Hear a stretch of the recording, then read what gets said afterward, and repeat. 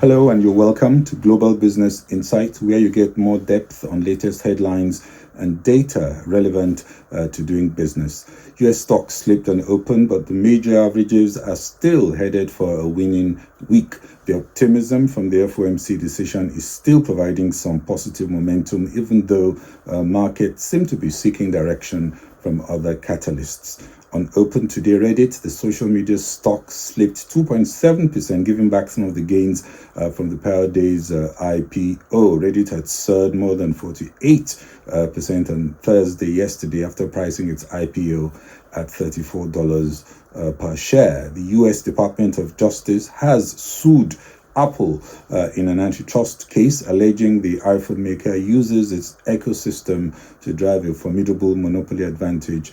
Apple yesterday closed down 4%, opened slightly positive, though a bit wobbly, as big tech comes under regulatory onslaught from all corners of the world, a trend that will intensify over AI, for which regulators are said to be sharpening the saw. Today is also a good day to preview the outcome of next week's Nigerian Central Bank MPC meeting and lessons from the decisions taken by other apex banks this week.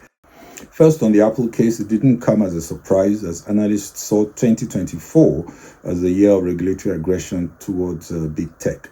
Three main areas are coming under much closer radar. First, the general issue of competition and fairness, as smaller companies complain of harsh uncompetitive practices.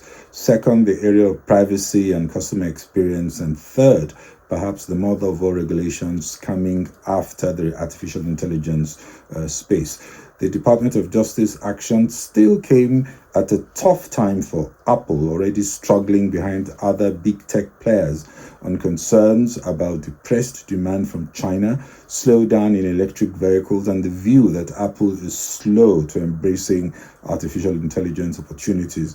Apple is not alone. The DOJ has cases against Amazon, Facebook, and Alphabet, with these cases dragging for years.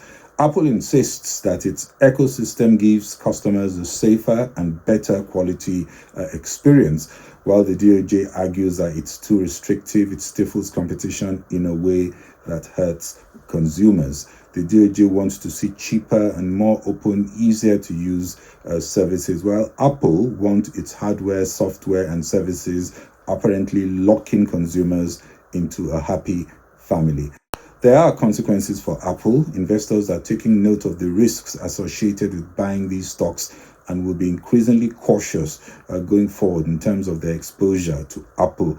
And Apple, even if they win, they will be less focused on their core business. So this is going to be a bit of a distraction.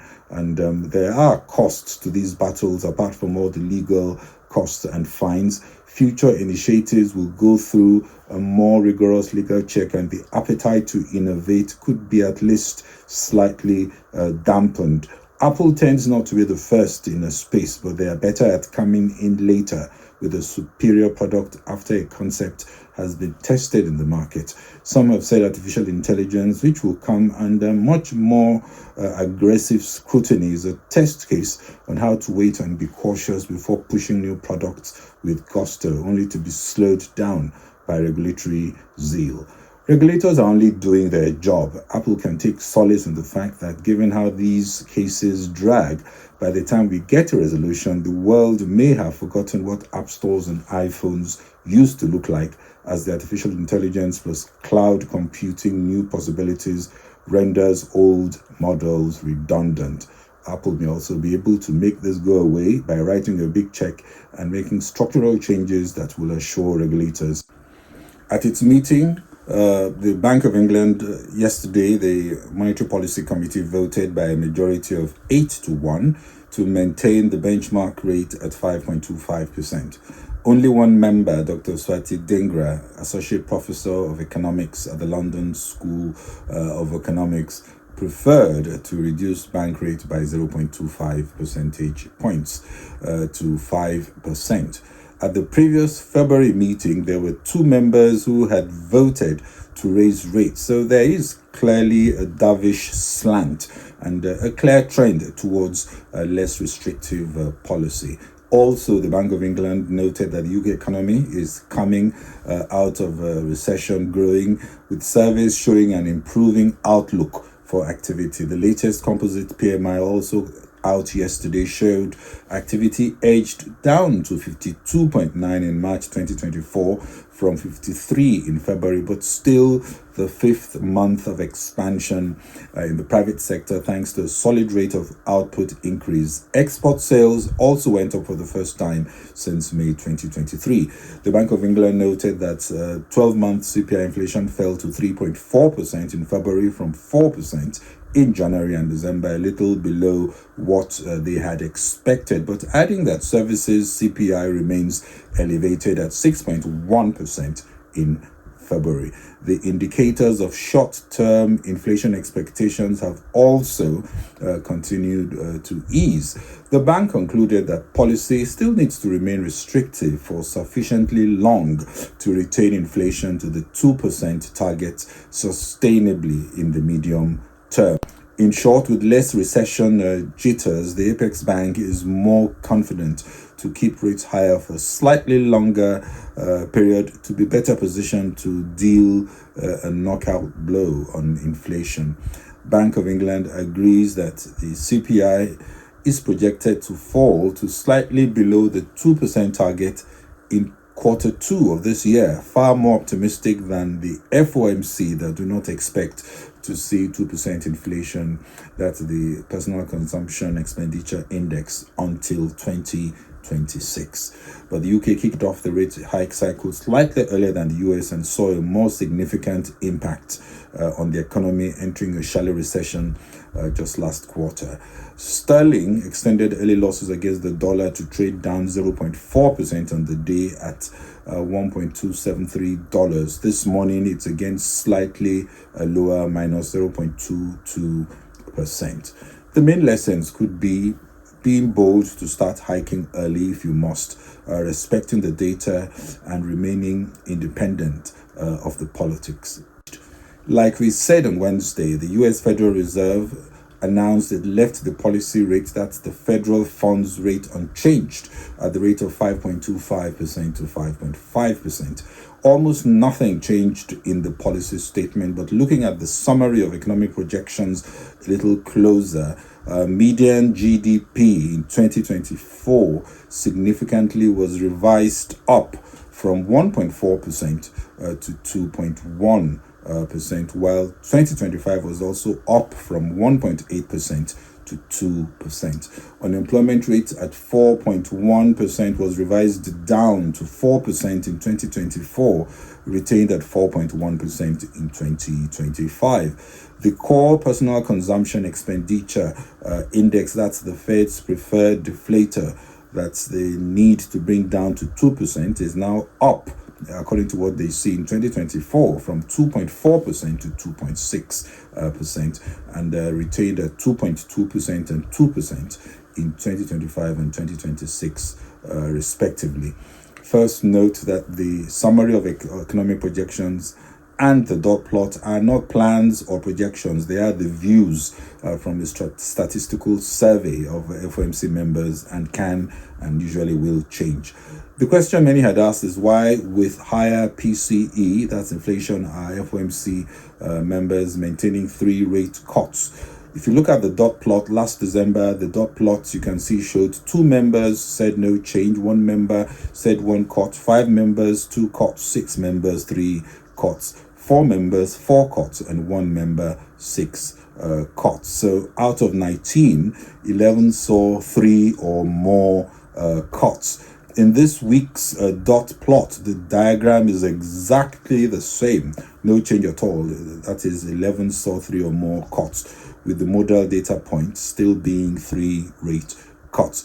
But what is also evident is that if just one member moves up from the 3 rate cut group, it shifts to 2 rate cuts as the mode. That is, if we now begin to see a more hawkish slant. So the 3 rate cut scenario, even as at yesterday, remains still very fragile. The conclusion from the dot plots should be that 2 or 3 rate cuts can be expected. You just can't rule 2 rate cuts out based on the diagram. Lessons from FOMC perhaps would be use of projections on future rate movements as well as on key parameters are helpful for markets to understand the monetary environment and the thinking of FOMC members. Another lesson is a bias to see growth, especially when inflation has shown signs of dropping. Again, we could say this is a dovish Fed with only 3 members seeing less than 1 rate cut. On Monday, Nigeria Monetary Policy Committee meets, but first, some background. On Wednesday, the Deputy Governor of the Economic Policy Directorate of the Central Bank, Mohammed Sani Abdullahi, also a member of the MPC, said headline inflation will go up to 32.63% in March, 33.56% in April, before coming down to 33.04% in May. This was at the City Macro Conference in London. Sani Abdullahi was one of the hawks on the MPC. He voted for 400 basis points hike with 6 other members at the last meeting. 3 MPC members voted for 300 basis points and just 1 voted 100 basis points. The central bank governor wanted 425 basis points, while another voted for a 450 basis point hike. So of the 12, 8 wanted 400 basis points or more, which looks hawkish. The Central Bank of Nigeria also announced that all valid foreign exchange backlogs owed various sectors of the economy had now been settled.